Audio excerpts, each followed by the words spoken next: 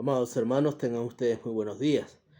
He tenido algunas dificultades por tema de memoria del celular para poder grabar, así que me disculpo. Bien, vamos a empezar rápidamente el devocional que nos corresponde al libro de Mateo capítulo 9. Bien, en esta oportunidad vamos a enfatizar algunos puntos importantes que considero que Mateo nos quiere enseñar, que Dios a través de el siervo Mateo quiere enseñarnos a la iglesia de hoy en día. Se habla de que Mateo, es un poco simple, coge acontecimientos de diferentes fechas, momentos, y los empodera en un capítulo, como es en el caso mío el capítulo 9. Pero yo trataba de ver y estudiar el sentido por el cual fue hecho así, porque consideramos de que es el Espíritu Santo que tocó la vida de Mateo para escribir el libro de Mateo.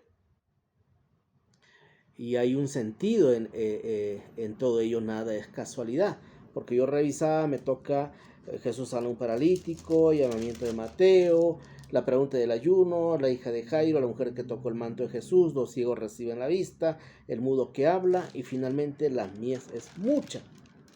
Yo decía, wow, tantos parábolas juntos, son como 1, 2, 3, 4, 5, 6, 7, ¿no? 7 parábolas. ¿Cómo las cuál es el sentido? ¿Cómo las voy a enfocar? Me toca justo a mí y me ha pedido el pastor de que pudiera ser lo más breve posible. Bien, pero acá hay un sentido que Jesucristo quiere mostrarnos a la iglesia de hoy. Lo que sucedía en la iglesia antigua sucede en la iglesia de hoy y eso hay que cambiar, hay que romper estructuras y entender el sentido esencial del Evangelio de Jesucristo, entender el sentido esencial al cual fuimos llamados nosotros ministros para servir a la humanidad, no solamente al entorno de la iglesia. Vamos a ver de que Jesús rompe parámetros, pensamientos, estructuras humanas de la iglesia antigua, de la iglesia religiosa, de los pastores religiosos de aquel tiempo y que también sucede en la iglesia actual. Vamos a ver de que Jesús nos enseña el sentido real de la predicación del Evangelio de Jesucristo a tiempo completo. En todo tiempo vamos a ver el caminante incansable de Jesucristo predicando las Sagradas Escrituras, enseñando el Evangelio del Reino. Eso va a decir aquí en este capítulo, y a la vez también sanando enfermedades y dolencias.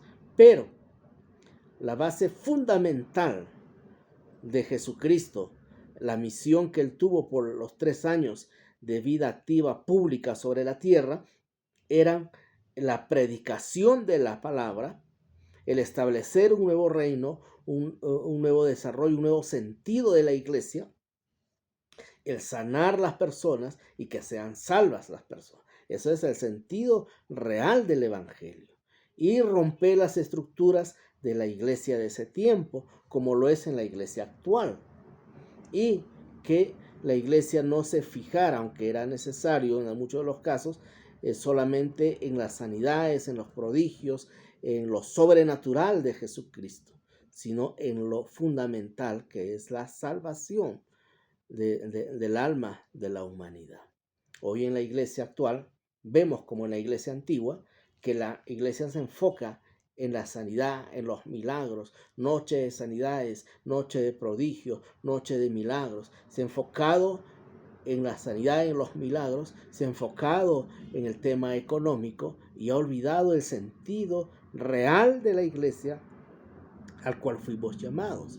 Vamos a ver a Jesucristo predicando a tiempo completo, todo el tiempo en una actividad increíble, incansable. ¿A quiénes? A las prostitutas, al criminal, al asesino, al endemoniado, a todo aquello que la iglesia en ese tiempo despreciaba y no los consideraba la iglesia de Dios. Eso mismo pasa en la actualidad. La iglesia desprecia por sus creencias, por sus perjuicios, a la prostituta, al criminal, al asesino, al loco, al vagabundo, y no va. Ellos no pueden entrar a la iglesia.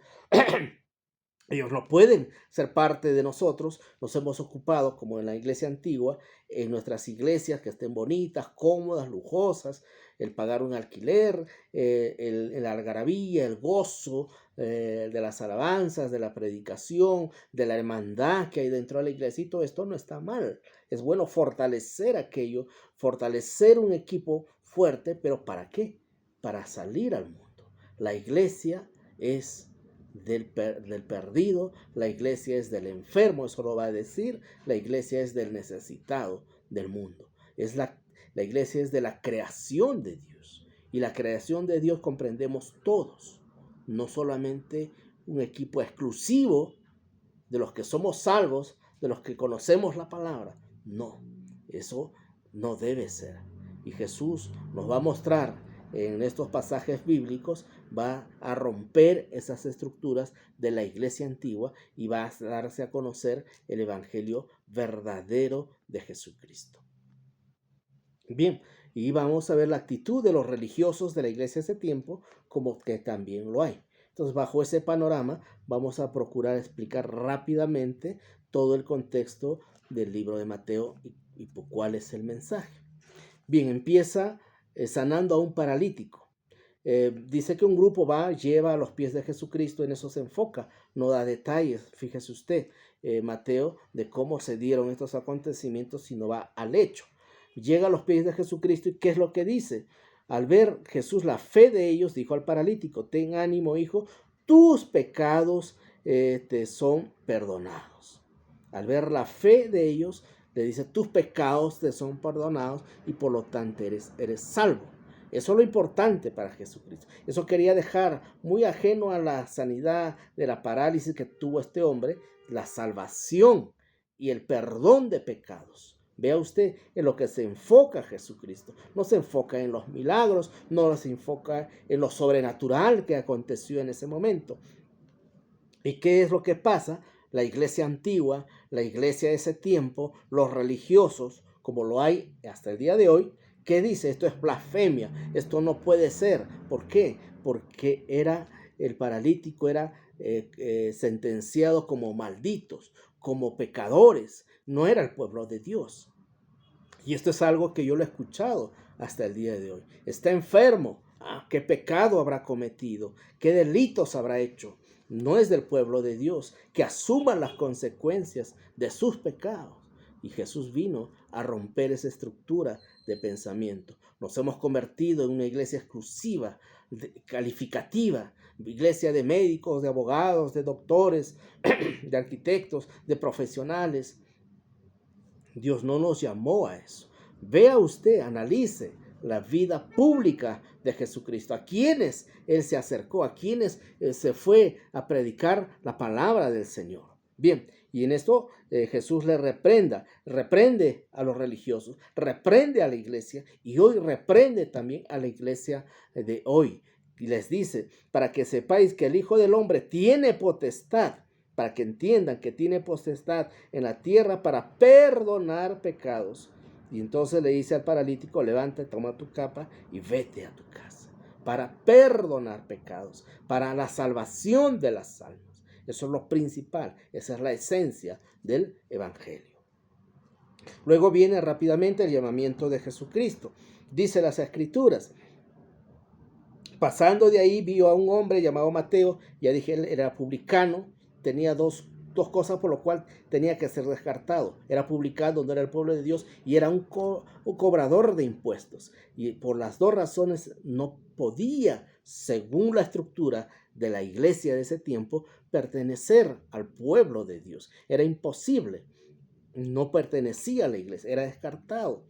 Porque el cobrador de impuestos muchas veces era abusivo, no era por el tema político, social de ese tiempo, los cobros de impuestos eran imponentes, obligatorios y abusivos, sometían, oprimían al pueblo.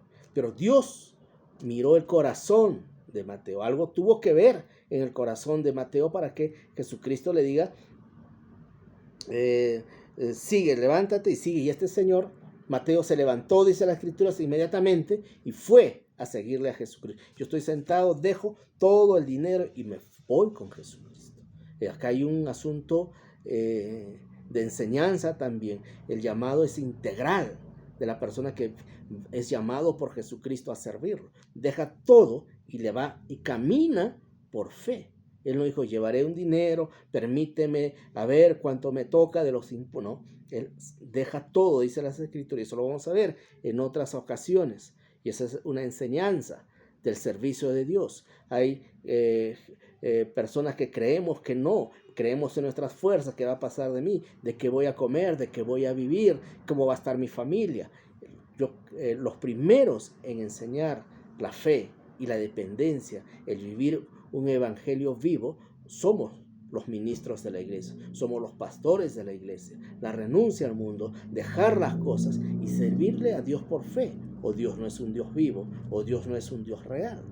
Es real, pero a veces nos cuesta romper esa estructura de pensamiento en nuestra mente y en nuestro corazón, o a veces también es un proceso de poder depender a un 100% de Dios. Y bueno, esa es la enseñanza, y que no solamente deja todo, sino que dice, les lleva a su casa y Jesús se sienta con ellos. Y dice, cuando vio esto la iglesia, los fariseos de ese tiempo, le dice, cuando vieron esto los fariseos dijeron, ¿a quién? A sus discípulos. Se dirige a los discípulos, mira la iglesia, mira el religioso, no va al maestro, no va al líder, no va al pastor, sino va a los discípulos. Hay que tener cuidado con los religiosos de nuestra iglesia. Va a los discípulos y le mueve el piso, le mueve la cabeza, le siembra la duda. Y le dice, ¿por qué come vuestro maestro con los publicanos y pecadores? ¿Qué acontecimiento tan abominable es aquello que está haciendo tu maestro? Esa clase de pastor tienes, esa clase de líder tienes. Esos son los religiosos. Al oír esto, Jesús les dice, los sanos no tienen, ahí está la esencia del evangelio, los sanos no tienen necesidad de médico, sino aquellos que son enfermos. Id pues y aprended lo que esto significa. Ustedes no han entendido, conocen las escrituras, vuelvan a las escrituras, vuelvan a leer las sagradas escrituras y entiendan, aprendan el significado real del ministerio, aprendan y entiendan el significado real del sentido de la existencia de la iglesia. Y le dice, ¿qué significa? Misericordia y no sacrificios. Finalmente es eso, misericordia por aquellos que se pierden y no los sacrificios que a veces hacemos hasta el día de hoy en la iglesia. Qué bonito la iglesia cuando, ya lo dije, todos compartimos, todos estábamos ahí, hacemos votos, pactos, siembras, que diga, bueno, todo eso se ha introducido, esa es mentalidad humana. La verdadera iglesia es el servicio al pobre, al necesitado, al despreciado por la iglesia. Y dice, misericordia y no sacrificio, eso es lo que quiero. Porque yo no he venido a llamar a los justos como ustedes, sino a los pecadores al ¿qué? Arrepentimiento. Ahí está. No para hacer sanidades, prodigios, milagros, que la gente dé sus pactos con Dios cuando vean. No, eso es tontería. Acá dice, sino al arrepentimiento. Ese es el servicio real de la iglesia antigua y lo que debería ser en la iglesia actual. Jesús vino a romper esas estructuras de pensamientos de los religiosos que hemos dicho, aquellos que desprecian al necesitado, aquellos que se han hecho parámetros humanos, estructuras de pensamiento humanos para beneficio de ellos y no para beneficio del pueblo que no conoce a Jesucristo. Y llamar, dice, a los pecadores al arrepentimiento. Eso es, llamar a los pecadores al arrepentimiento. La sanidad, los milagros, los prodigios, iglesia, no es tan importante. Perdóneme, tal vez mucho yo esté creando controversia, que esté creando de repente una polémica en esto, pero así dice las escrituras. Eso dice las escrituras. Ya hemos visto que le dice al paralítico, ¿no? Por tu fe eres salvo. No se enfoca en la sanidad, sino en la salvación. Ahora más adelante dice, voy a correr. Me han pedido que sea poco breve, voy a tratar. la pregunta sobre el ayuno. Entonces, miren, la iglesia, el religioso, ¿qué hace? Vinieron a él los discípulos diciendo. Entonces ya no son ya los religiosos, los fariseos. Ya no es la iglesia que se opone a ese servicio, sino los discípulos. ¿Por qué? Porque le movieron el piso, le hablaron en contra del maestro. Que por qué hacen estas cosas. Entonces dice, vinieron a él los discípulos de Juan diciendo, ¿por qué nosotros y los fariseos ayunamos muchas veces y tus discípulos no ayunan? ¿Por qué no ayunamos nosotros? En otras palabras. Y Jesús responde, pero miren la mala intención o la intencionalidad negativa de parte de la iglesia, de los religiosos de la iglesia. Y Jesús les dice, ¿acaso pueden los que están de bodas tener luto entre tanto el esposo está con ellos? Pero vendrán días difíciles. Cuando el esposo les será quitado, entonces sí ayunarán. Habrán días donde yo ya no esté. Entonces ustedes no han entendido que yo he venido a estar con ustedes. No han entendido quién soy yo. No han entendido lo que estoy enseñando. O aún no lo han comprendido, discípulos. Pero vendrán días que cuando yo muera al tercer día, resucite y ya no esté, en que tengan necesidad de buscarme, en que tengan necesidad de llenarse de mi presencia. Para eso es el ayuno.